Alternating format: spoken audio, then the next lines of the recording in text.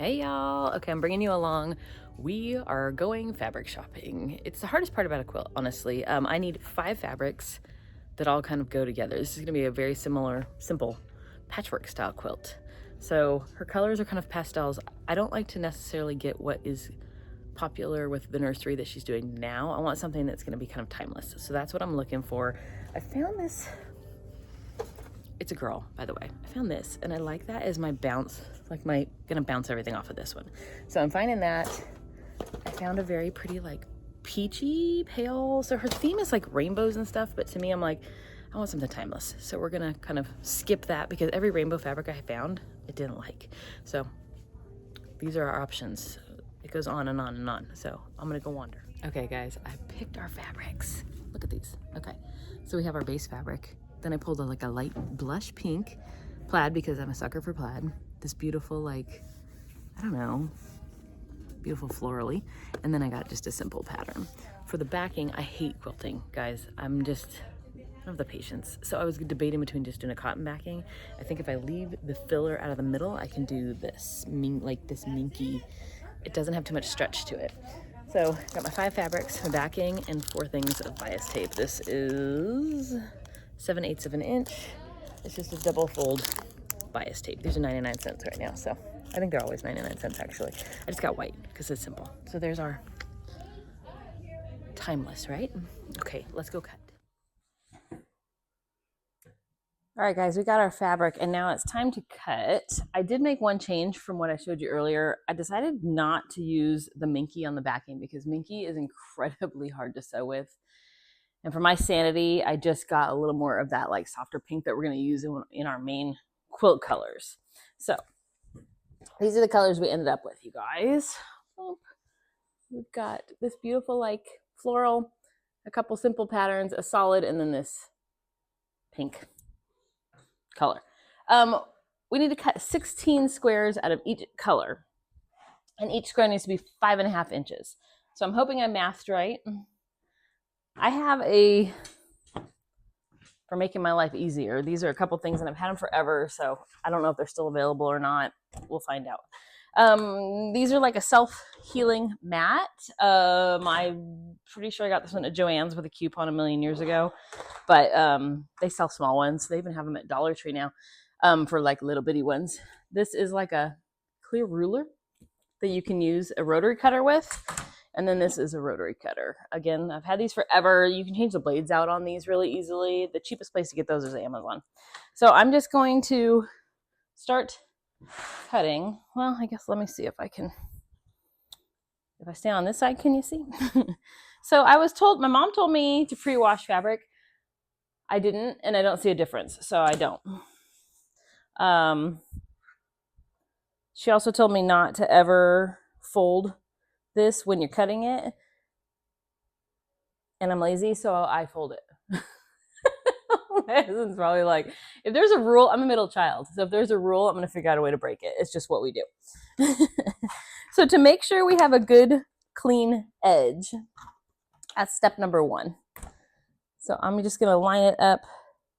I usually try to find like either the pattern here or go with where the fold is to get a nice straight line. That's a good thing we're doing it because it's cut uneven, you guys.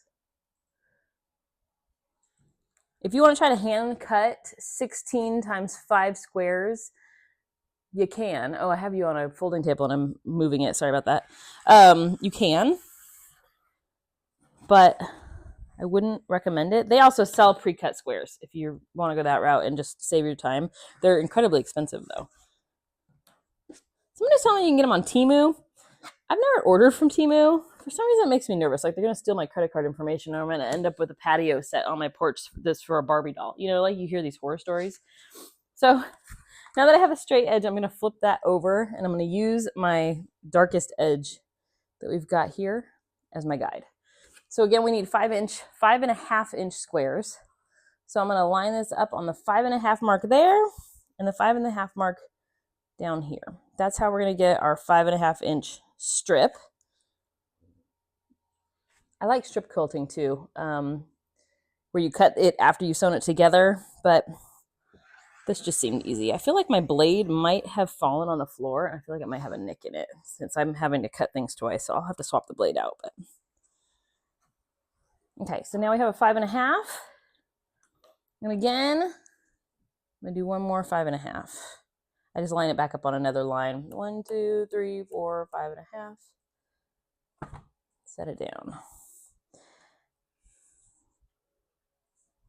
I don't follow quilt patterns. I kind of just make up stuff. Shocking, I know. And there's going to be a little extra fabric on the end just because the smallest amount they'll sell it is 1/4 yard. So I have, you guys know our Scarecrow Felicia, these little strips.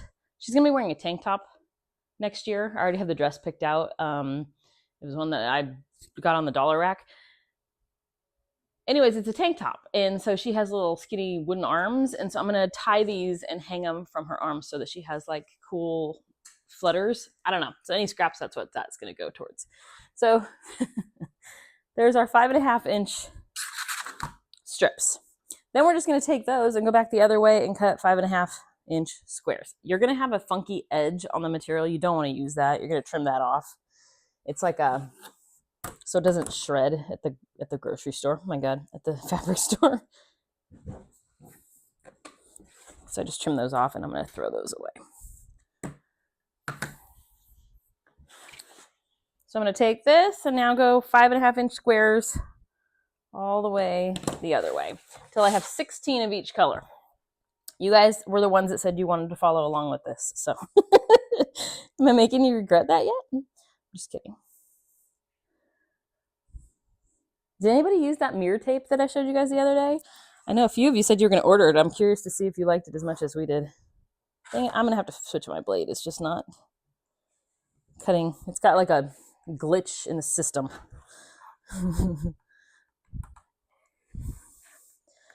And I don't restart over at the line every single time. I just do 5.5 and keep cutting down the thing. But I have this set on a weird angle to film for you guys, and it's making it a little more difficult than I normally would make this on myself.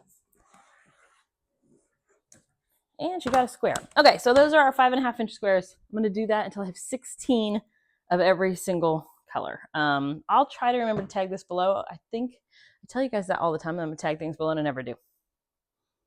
There you go. If that took 6 minutes for me to show you how to cut a square, I can't imagine how this quilt's going to go. Anyways, there you go. 16 of each color.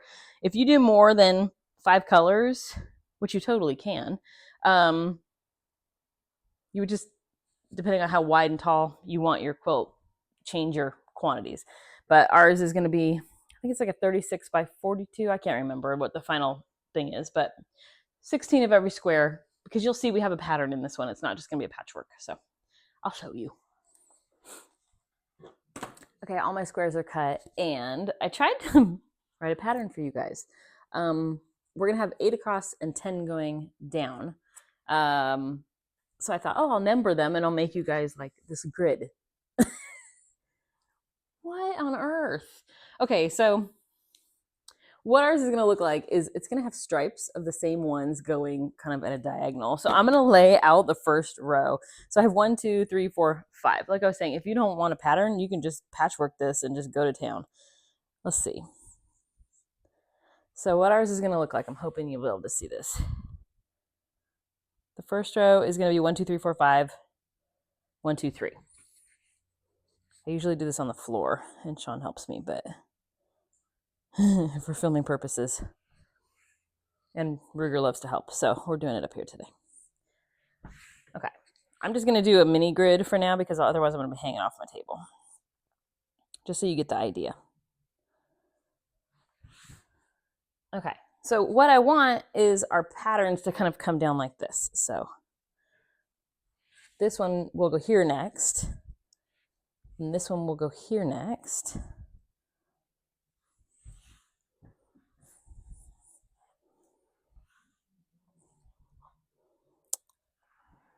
You kind of see what it's doing. It's coming across this way. So then the next one will go here. And then I'll show you kind of how I fill in the patches to make the patterns, because we're going to have to start a new pattern here, right? Oops, grabbing the wrong color. So I like to lay it out and then I clip them together before I start sewing. I'll show you the little clips I use. 3, 4,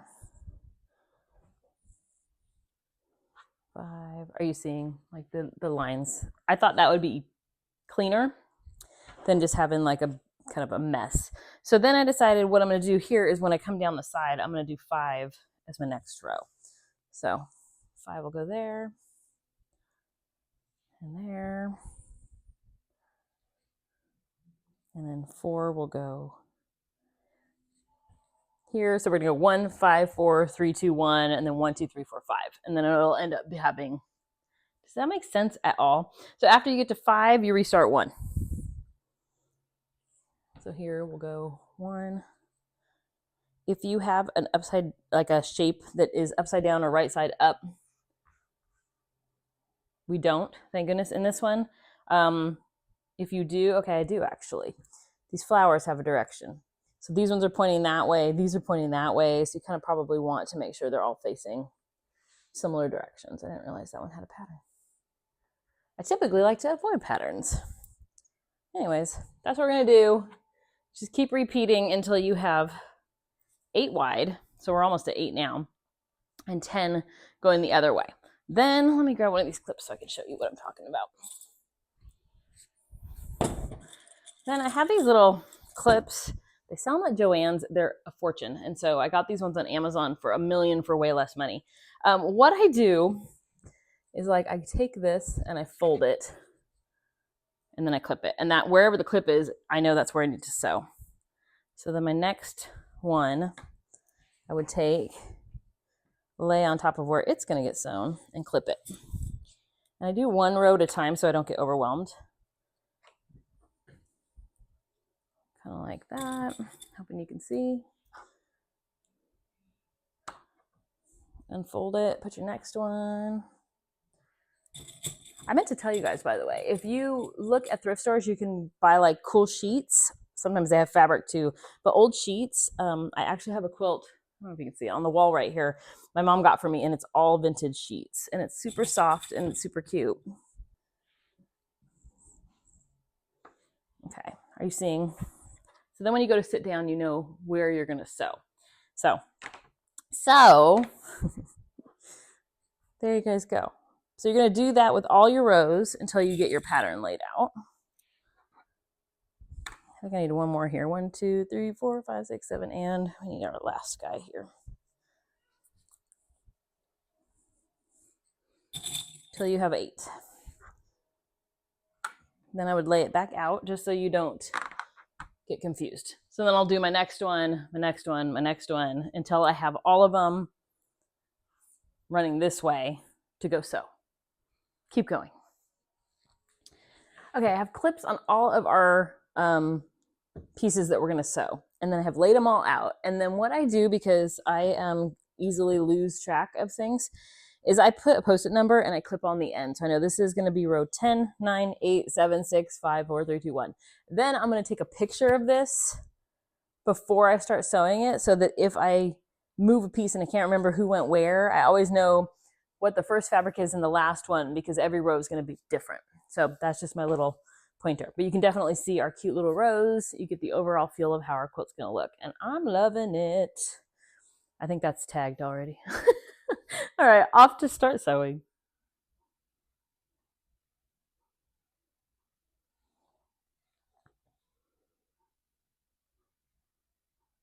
Takes forever for this thing to stop bouncing. Okay guys, it's time to start sewing. So I have our piece that we just clipped together. I'm showing you like you can see the piece we have clipped together. Anywhere there was a clip, we're gonna just sew a straight line. So I just go back and forth a couple times, sew a straight line. When we get to the other end, same thing. When I swapped sewing machines, and so now I gotta remember which one I'm using. Then I go to the next clip, take it off, do the same thing again. I have this weird habit of licking my fingers to help me line up fabric. So whatever quilts I make, I wash really well before I gift them. It's the easiest way to get your fingers to line the fabric up. So same thing, just 1/2 inch. Straight line, back and forth. Lift it. This is why I was saying some people do what they call strip quilting. So before you cut it into squares, you do long strips and then you cut it. So you don't have as much sewing essentially to do. But this was just easier for me to show you guys to do it this way versus the other. So same thing, you're just going to go each of our 10 rows, same thing, 1/2 inch, sew the stripe, sew the straight line, attach our 2 pieces.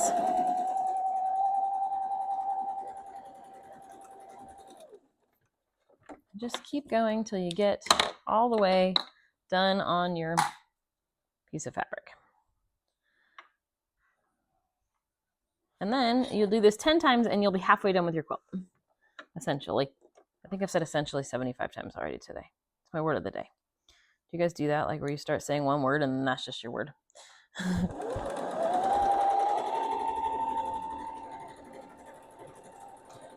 Normally I do not sew on a folding table, but today I am, and so it does bounce when I sew. Sorry about that. So I have a couple more to go. I go all the way to the end, and then don't forget to leave your number on so that you remember which piece you're working on. I already did number 10. It's completed, and I have our Post-it note on it. So I'm just going to set that down, then work on number 9, 8, 7, 6 till we get to the end, and then I'll show you what we do next. Okay, we got these all sewn. All 10 strips are done. It took me about an hour-ish to do this part. I've done it a million times though, so you know. So I take my piece and put it face down on an ironing board and remove your little Post-it note because you don't want the ink from your Post-it note to transfer onto your fabric when you're getting it wet. I use a squirt bottle. We got it at Home Depot. It's a pump one, and you only have to hold down this lever to spray instead of doing this motion over and over and over. So just wet it down. And then, okay, so you're going to be ironing your 2 seams so that they're flat in one direction together. I don't know what the reasoning for this is, except that my mom taught me this. You always want to fold your seam to the darker fabric. So these are all pretty light. So the whites here, I'm going to fold this one out and this one towards the pink. So like this one is a tan, I'm going to fold it towards a pink. And I just iron it down. This one, I'm going to fold the light onto the dark again. So the tan goes onto the pink. I think it's so that you don't see it. Once it's all pieced together, you don't see the seams through some of the fabrics, but I could be wrong. So, you know, I've been known to be wrong. I already did all 9 of the other ones. This is my last one. So once we get all of our seams folded, I flip it over. I don't re-wet it because it's still pretty damp from when I sprayed it before. And then you just want to make sure that all of your seams are pulled tight. So I kind of pull one end when I'm doing this. I kind of walk my way down. Make sure you don't have any puckers or anything funky going on, and just give it a good press. Then, once I have it done like that, I just take my Post-it note and I clip it back on so that I know which is which end and which number row we are on. So what's the next step? Sewing it the other direction, okay? So let me grab 9. So I know that number 9, this is number 9, this is number 10. To get them to line up, I need the Post-it notes all on the same side. So all I'm going to do is fold this way so that our 2 sides are together. And then if you're a pinner, you can pin kind of down the row. I'm not a pinner. I told you I like to break the rules. As you're sewing, you want to make sure that your seams end up close to one another so that when you unfold it and iron it yet again, your boxes don't look like wavy and wonky. So that is what we're going to do next. Is I'm going to take you back to the sewing machine and show you how we piece this together. I'll show you a couple strips, and then I'll show you kind of once it's completed. So it's not the longest thing in the world, but let me go show you this one. Okay, so I'm at my fabric machine, my sewing machine, and we have our 2 pieces put together. I have lined them up, and we're just gonna sew at the 1/2 inch seam allowance all the way down. Sometimes you have to go in and tug this under one to get it to line up correctly, but just let it roll. Do my little back and forth, and when I get to my first, where my first squares are gonna meet to make our little pattern, you can either pull one of the fabrics or the other to get it to kind of line up a little bit better. Like this one is not going to quite line up, so I'm going to pull my top fabric just a tiny bit to get it to line up with my bottom one as I go. Just hold it. Then once I'm through that square, I'll start looking at my next one. And again, I don't know if you can see, this isn't going to line up, so I'm going to pull my bottom fabric just a tiny bit, pinch it, and then I'll pull my top or bottom fabric here to get this to line up. So if one is overlapping the other, we're good. Does that make sense? I don't know how to pull you in tighter to see that, but when you line them up, you don't want, here, let me get this one and I'll show you. Like I'll show you with a pattern one. Like you don't want this fabric to be sticking out that far and this fabric to be here. So when you line it up, sometimes you have to pull this top one a little bit or pull this bottom one a little bit to get to line up correctly. So again, next square, just make sure we're kind of tugging to make sure that our 2 pieces are going to line up to make a square. And there's a million ways to do this, guys, but this is just what works for me.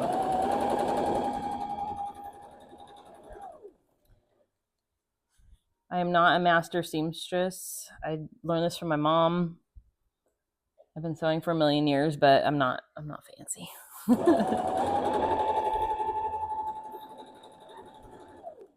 And again, line up your corners, give it a little tug, make sure you're lined up, and go.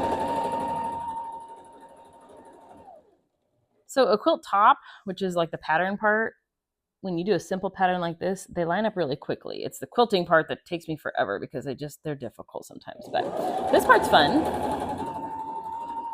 You can actually take just the top of a quilt to a local quilt shop and they will fancy quilt it for you with cool patterns and stuff like that, but it's kind of expensive, so we haven't actually ever done that.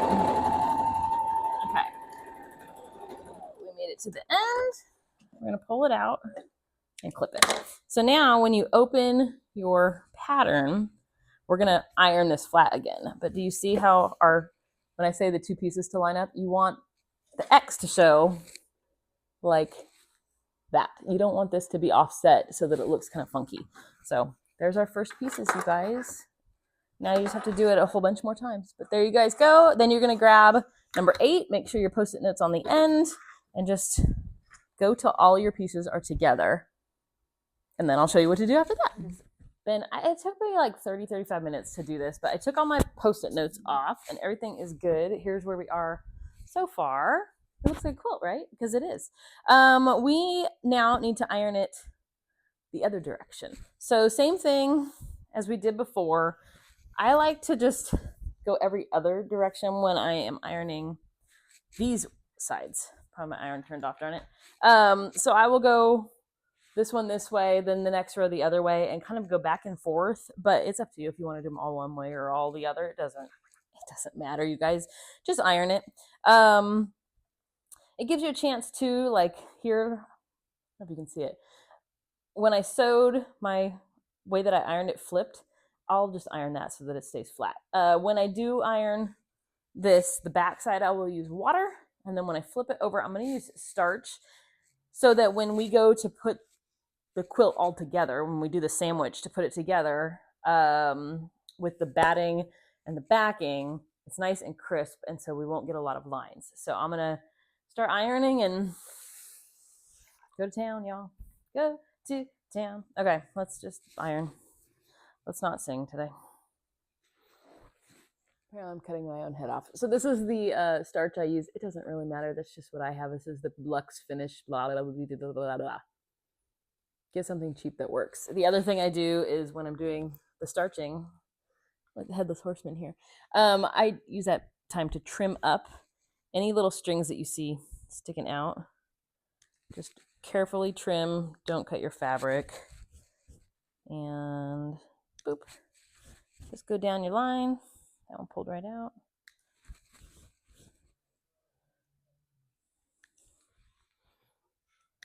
Okay, so I try to do like 2 squares at a time.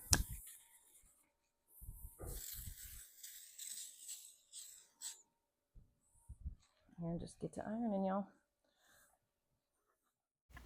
Y'all, I am in the middle of my living room, and so I'm going to have to do a voiceover because my husband's office is right here.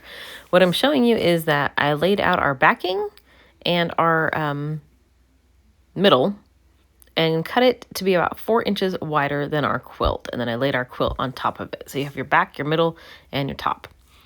Get it as straight as you can with no wrinkles. And we're going to use some quilting safety pins. They're kind of a curved safety pin. And we're going to bind this all together with safety pins. So what I typically do is I kind of start somewhere in the middle of our work area, like right there, and then put a pin in. And then continue to smooth it out until you get to the edges, pinning every other square. So in one row, I'll do every other square, and then the row above it and below it, I'll do the opposite every other square. So you get like a little chevron type pattern with your safety pins. When I pin the edges, I like to go, instead of in the center of the square, I like to go a little bit farther out in the square so that it holds our edges a little bit better. But you just pin it, and then when you get those rows pinned, you're going to slide it up until you have pins on the whole thing. Then once it's totally pinned, I roll one side of it. This just makes it easier when we move it back to our machine to start quilting it. So just roll it into a log. Take it over your sewing machine, and we're going to quilt our first row. I will change the stitch length, turn the knob so that it's a little bit farther between stitches. I move it to like a 4. You just don't need it to be super tight here. And then without tugging or anything, if you have a walking foot, it's going to be so much easier. But my machine behind me, the Juki one that you can see in the background, the walking foot on it, well, the whole machine just decided the tension's doing funky stuff. But anyways, you're just going to sew in a line. And then when that line's done, you move over to your next line. You can sew every other. You can sew cute patterns. You can kind of go a little crazy here. This is your chance to have some fun. So I went simple and just did every other line. So I quilted all the way from the top to the bottom. And then once you get to the bottom, start over on the next line. And I just keep it rolled. It just helps me be able to move it along. So I keep it rolled, and then as I sew it, I'll roll it to the right as I unroll the left, if that makes any sense. So there you go. This is just quilting. Okay, so now we have our quilting done. And I'm going to leave the pins on the edge, but I took all the safety pins out of the center. And just keep removing all those pins. So now it's time to trim the edge. So I'm trimming the middle and the bottom fabric to match our quilted top. So I'm just using my rotary cutter and my ruler to line that up. And this is not the easiest angle to cut at, but we got the job done. Cut it on all 4 sides until you have just a clean edge. This is your chance to clean up any hanging fabric that you didn't quite get lined up when you were making the quilt and just get it back to square. So just trim till all 4 sides are done. Then I'm going to sew my binding tapes together so that when I go to sew them around the edge of the quilt, we're good.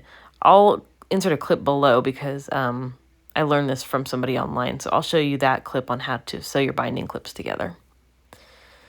Then it's time to sew your binding on. Again, I learned this online on YouTube, actually.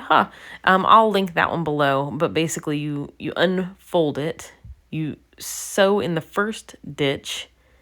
And then once you have it sewn all the way around, you flip it over to the back and you sew it again. Essentially, is kind of how it's done. I feel like I'm still learning this process. It's kind of messy still, but it's a work in progress, just like I am, right? So just sew till you can't sew anymore. The edges, I'm going to put a clip in on how you sew the edges because the corners, not the edges, the corners are hard. But I'll insert a clip on how I do it. And then once you have it sewn, you just flip the fabric to the other side and it creates a second corner for you. It's a pretty nifty little trick. I'm using my little binding clips to clip my corners. And then I'm going to lay my quilt out. I'm going to pull that, whatever that stuff's called, to the back. So that now we have the full side is enclosed from the front where it's already sewn. Make sure that it covers the sewing lines from your first sewing. And then you're going to stitch in the ditch, which is basically where this little binding meets, until you get all the way around. And then that's the last step, you guys. Your quilt is done. What do you think, you guys? Didn't it turn out pretty? I love the simplicity and the colors and the it's pretty. Anyways, what I did was, obviously we had the squares that we cut and blah, blah, blah, blah, blah. My walking foot for my sewing machine, my one sewing machine needs for quilting just decided it's not going to work anymore today. So, or yesterday or today. So I couldn't use my walking foot, which meant it was really difficult to quilt because I could only use my regular foot. So I only quilted it one direction to avoid it getting too many puckers going the other way. If I had done both ways, it would have done some funky stuff in folds. But I did that. And then obviously our binding on the edge, I just did white. I showed you guys how to do the little cute corners. I'm still working on binding. It's my weak point. I have to do a second quilt for you guys and show you, if you don't want to do this style with the binding, you can sew one kind of inside out and flip it. And then instead of quilting it, you tie it like a tied quilt. Those are a lot easier. I think I did my first one of those when I was 13 years old. So those ones are much easier to do. But overall, there's our finished quilt. If I put it on the ground, it's here. So that's how big it is. And the back of it is just quilted the one direction to make my life easy. It's a little wrinkled looking right now, but I'll run it through the laundry before I gift it and give it a good iron and then send it on its way to little Miss Winnie. But it's going to be beautiful. I think that's such a pretty color. Her nursery is going to be kind of pastels and things like that. And I thought this is kind of timeless and pretty. So that was our... Oh, and by the way, sorry I had to do voiceovers. We just have a lot of activity in our house, and I was sewing the middle of the living room, which is right next to my husband's office, and it's work day. So he was, working, and I can't just keep recording all day. But anyways, I think in total, rummaging and rigor or fighting. I think in total it took me maybe 4 to 5 hours to complete this one. It is a simpler pattern, simpler cut. I do not do fancy triangles and fancy blah, blah. I stick with squares, y'all. This is just kind of what I do. So there you guys go. I hope you enjoyed our crazy little tutorial. And if you guys, for any reason, make a quilt using this, I don't know how you will because it's going to be kind of interesting. But if you do, I would love to see them. Email them to me. littlehillhomesteadga@gmail.com is our email. So there you guys go. Have a great day. Thanks for watching.